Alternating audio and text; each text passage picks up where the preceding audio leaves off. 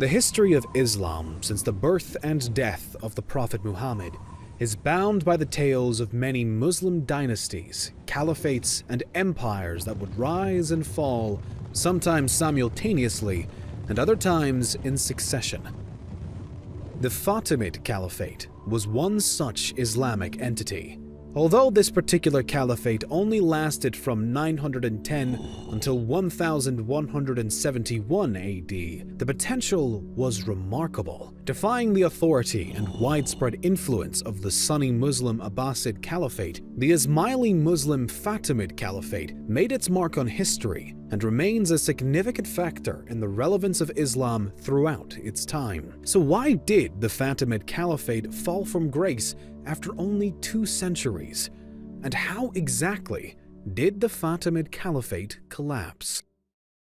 The Fatimid Caliphate first rose to power in modern-day Tunisia at the start of the 10th century. The leaders of the new Ismaili Shia movement directly contradicted the claims and power of the Abbasid and Umayyad caliphates. The Fatimids believed that only descendants of the Prophet Muhammad's daughter Fatima had the right to claim the title of Caliph and serve as the leaders of the Muslim world, which meant that all other dynasties or supposed caliphates, in the opinion of the Fatimids, were usurpers. The then reigning Abbasid Caliphate, which was a Sunni caliphate, contrarily claims that they had a right to power due to their ancestral ties to the uncle of the Prophet Muhammad. This dispute put the two caliphates vying for control in direct opposition with each other, a fact that both sides were fully aware of. The Abbasids attempted to gain support from the Ismaili Muslims by reiterating their relation to the Prophet,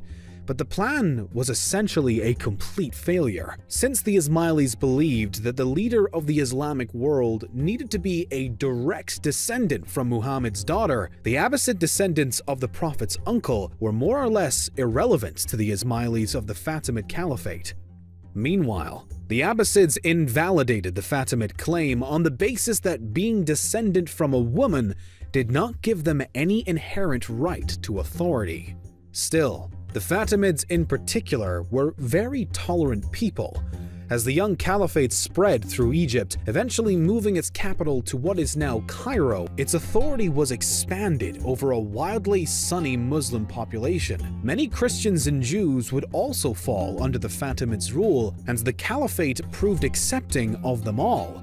Ismailis, Sunnis, Christians, and Jews all had an equal right to be appointed to government positions under the Fatimid Caliphate, and the seats were filled based on the grounds of merit as opposed to heredity. While some exceptions to this tolerant stance can be found, specifically under the reign of Al-Hakim, often referred to as simply the Mad Caliph, for the most part, the Fatimids maintained a healthy relationship with their subjects of all religions, and were known to give more credibility to women under their authority than other caliphates had ever allowed. The exception of the Mad Caliph was no small matter though. By this point, the Fatimids had been expanding their reach throughout North Africa, spanning over to Sicily on one side and past Jerusalem on the other.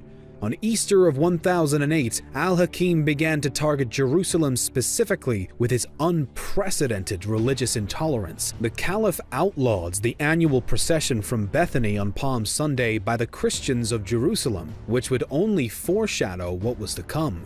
The following year, on September 29th, the Mad Caliph instructed one of his governors by the name of Yaruk to desecrate the Church of the Holy Sepulchre and lay waste to the area around it. This church was no ordinary building for the Fatimid Christian subjects either. The Church of the Holy Sepulchre was built in 2 parts on both Calvary, where Jesus is believed to have been crucified, as well as over the exact place where Helena and Macarius are said to have distinguished the site of the resurrection.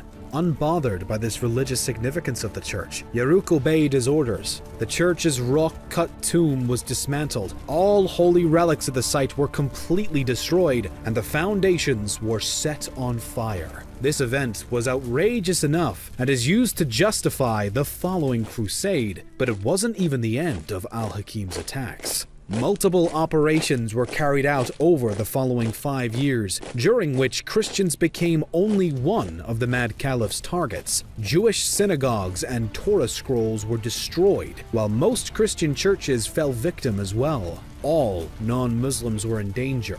Jews were required to wear a wooden block around their neck, and Christians were made to don crosses in order to distinguish them from the Muslim subjects within the Fatimid Caliphate. These extremes of discrimination likely would have continued if the Mad Caliph had not been afraid of retaliation against his own faith's mosques and holy sites that were within Christian territories. The dangerous approach to religious diversity surely impacted the state of the Fatimid Caliphate from an external point of view and may have contributed to its decline.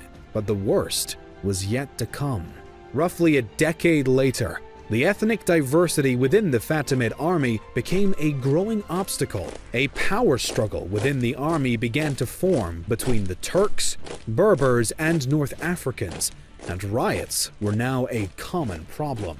A full collapse of the Fatimid army system didn't come until the middle of the 11th century, but when it did, it plunged Egypt in particular into chaos. In addition to both famine and drought, Egypt also hosted violent conflict and full-blown civil war between the ranging ethnic groups under Fatimid command. The Turks and Africans were the main spearheads of the discord, but the Berbers would throw their alliance behind one or the other throughout the ongoing disputes. The Turks eventually captured the capital city and held Cairo at ransom.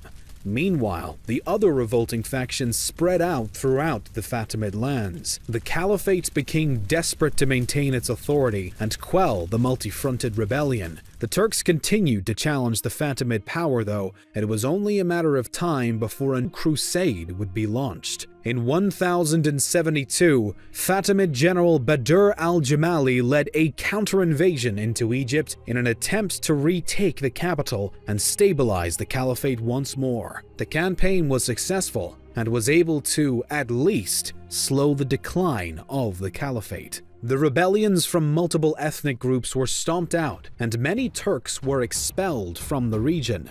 Although, now the authority of the Fatimids was shrinking down to only include Egypt. The governors of their North African territories had already declared independence, and most of their claims throughout the Levant were diminishing. By 1099, Algeria, Syria, Tunisia, Sicily, and Palestine were no longer part of the Fatimid Caliphate. Palestine particularly had been lost to the Crusaders, who were partially prompted by the risky acts of the Caliph earlier in the century. Over the next few decades, the Fatimid Caliphate was essentially speeding along a downhill slope into ultimate collapse. The army was in ruins, the political system and central authority within the Caliphate were crumbling, and the outside world was pressing in harder than ever. It wasn't just the Christian adversaries that began to beat down on the Fatimids either. Fellow Muslim groups were determined to see the Fatimid Caliphate fall to pieces. The Zengid dynasty in particular, which had been ruling over Syria and Iraq in the place of the Seljuks, was eager to topple the once powerful Fatimid Caliphate. In 1169, after many years of decline within the Fatimids, the head of the dynasty, Nur ad-Din, sent out a mission to invade Egypt. The endeavor was a success, and Egypt was taken from the Fatimid vizier and de facto ruler Shavar. The victorious Zengids subsequently established the new Sunni Ayyubid Sultanate, spanning over both Egypt and Syria, though it would swiftly be replaced by the Mamluk Sultanate in 1254. Regardless, the seizure of Egypt, which was all the Fatimids had left, marks the end of the short-lived Fatimid Caliphate.